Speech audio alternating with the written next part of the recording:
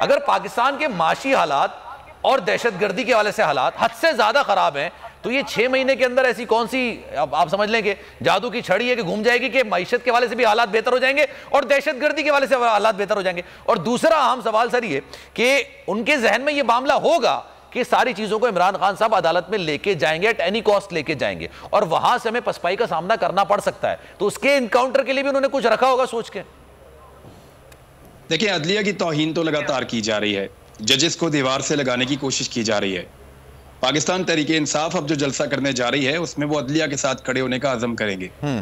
और अगर इमरान खान साहब एक बड़ा पावर शो कर पाते हैं, पाकिस्तान तहरीक इंसाफ के लोग और आम पाकिस्तानी अगर बड़ी तादाद में निकल कर ये साबित कर देते हैं कि वो रजीम चेंज ऑपरेशन को आज भी तस्लीम नहीं करते और वो पाकिस्तान में इंतखाबात चाहते हैं, तो फिर अदलिया की तवानाई कुछ और होगी। देखिए, हमें इस बात को मानना पड़ेगा, पाकिस्तान वो मुल्क नहीं है जहां पे अदालतें पूरी तरह से आजाद होती हैं।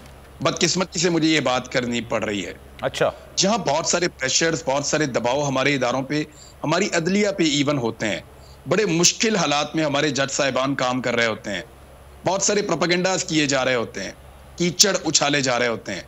पार्लियामेंट के अंदर एक दिन पहले जब ये कार्रवाई डाली गई, जब इंतखाबात को डिले किया गया, जब पार्लियामेंट के अंदर ये कार्रवाई डाली गई, तो ये कार्रवाई डालने से पहले यानी पार्लियामेंट के अंदर पहले कार्रवाई डाली गई और रात के वक्त फिर ये दूसरी कार्रवाई डाल के इंतखाबात को इल्तवा का शिकार किया गया।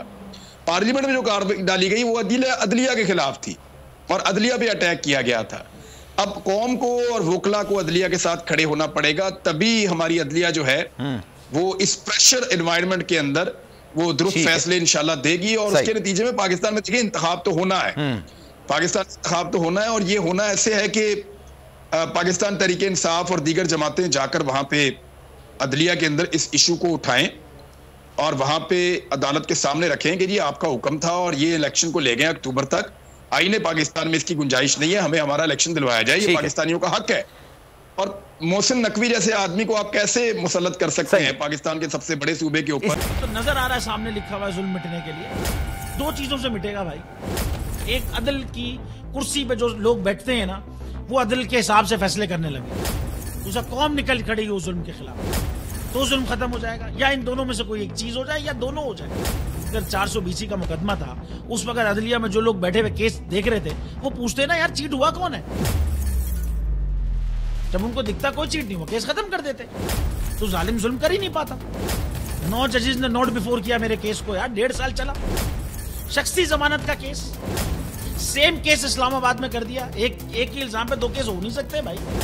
मतलब 60 दिन का वक्त होता है, 102 दिन के बाद मैं जीत गया, केस बरी हो गया, 102 दिन के बाद अपील फाइल की, एक्सेप्ट कर ली। नहीं करते ना एक्सेप्ट, खत्म हो जाता ना जुल्म यार। भरी अदालत में मुझे बरी कर दिया, फिर पता नहीं क्या हुआ 2.5 घंटे बाद का नोट बिफोर, मैं नहीं सुनता ये केस। खड़े रहते अपने फैसले पे, मिट जाता जुल्म। अल्लाह ताला ने बिठाया इस कुर्सी, इन कुर्सियों पे इनको यार, ये अल्लाह ताला की तरफ से फैसले करने हैं। तो या तो ये फैसले आएंगे, जुल्म मिट जाएगा, या कौम खड़ी हो जाएगी जुल्म के खिलाफ।